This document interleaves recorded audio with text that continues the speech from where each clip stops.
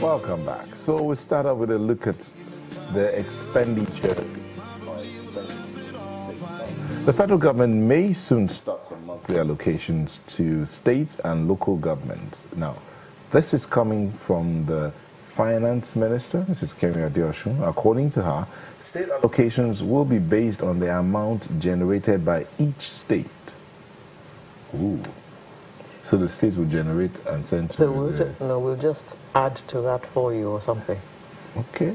The minister based on said how you perform. That'll be a good one. Said this about a week ago at a meeting organized by the Revenue Allocation, Mobilization and Fiscal Commission at the Federal Capital Territory. Mrs. Adeosun decreed or condemned the fall of allocations from federal government from 9 billion in 2014 to 2 billion in 2016, saying states that are not tax-based, like Lagos, will have to look for alternative means to internally generate revenue. All states have been advised to show transparency in financial dealings by publishing statements of accounts because of the days of sharing money with states will soon be over. Whoa. We have been singing that on this program for some time. Yeah, but why are you even talking about sharing? Why don't you let them generate their money and send you a portion tax? Yes. And send you the tax of the money they generated.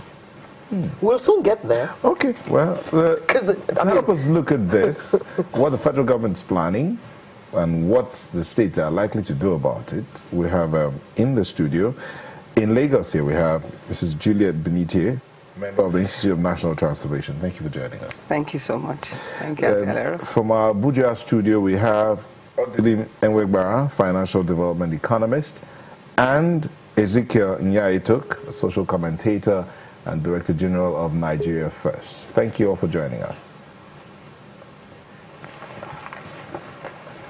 Thank you. So let's start off with Abuja.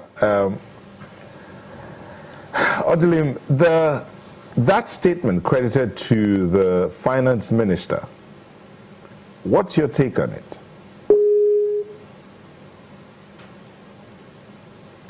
For me, it's long overdue. It's long overdue because why we are where we are today is because of fiscal union. If we are able now to have fiscal federalism, where states not just generate, but keep about 70% of their revenue, you will discover that every state will now start working extremely hard to generate revenue. And that will mean that the states will be quite independent of the center. But there's a problem there.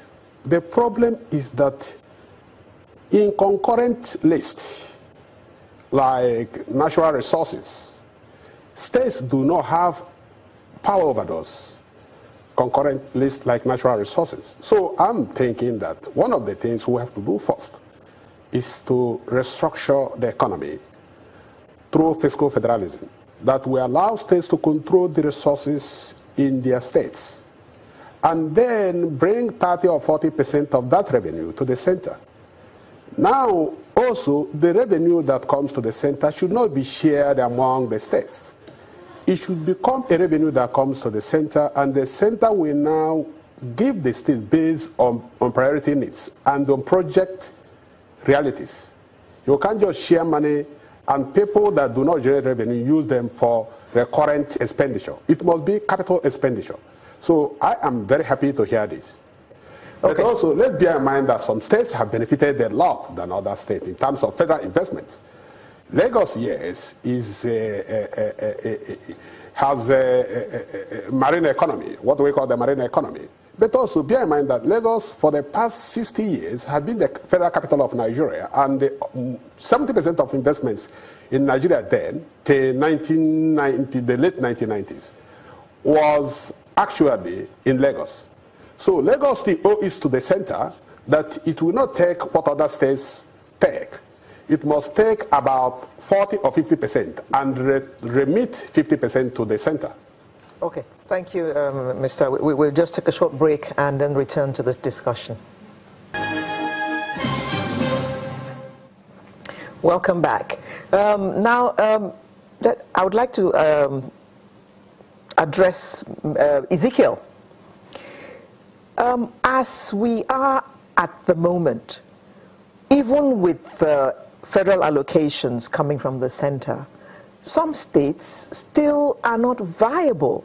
So how is this new pronouncement going to affect those states who can't even balance with allocation? Okay, Auntie Alero, thanks so much first for admiring my orange tie. I appreciate that. Today happens to be the 23rd anniversary of the state creation of Akwa Ibom State, and orange is the color. So thanks for admiring my tie. To the second point, or to the real point, or the point of the day, I sometimes have a problem trying to draw a line between a thought of a person, a policy of government, an alignment of such policy to the constitutional framework, and to what extent we can start and move, or to what extent we are going to start and somebody says, hey, that's not the way you should go, and you say, okay, no, we're trying to go back. I think that when I heard I don't know whether to say the opinion of the Honorable Minister of Finance or the policy of government, I had a problem trying to align between the two, because we have run a certain system for a certain period of time. We are having a lot of challenges with states being able to pay salaries. We are looking at feasibility or viability of states. We're asking ourselves all sorts of questions. We are coming with the new buzzword restructuring. We're coming with fiscal federalism. We are coming with resource control. We're coming with a lot of things. I think that the first thing that should come is the mindset of government, which is correct. I think that this is the way to go. From mindset, which is thinking, we should evolve into dialoguing, engagement, consultations, and on the basis of that, come up with what should either come up as a policy statement that does not need any legal framework with respect to constitutional amendment, or if it becomes really serious and goes against provisions of the Constitution, we now think in terms of constitutional amendment.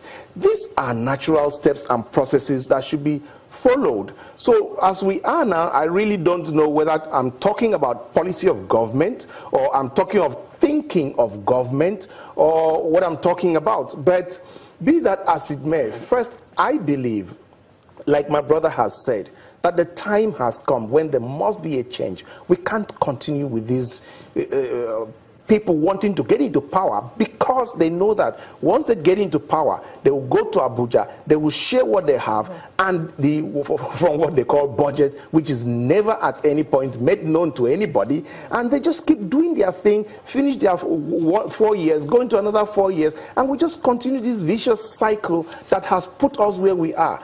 I think the time has come when we as Nigerians must sit up and ask ourselves fundamental questions.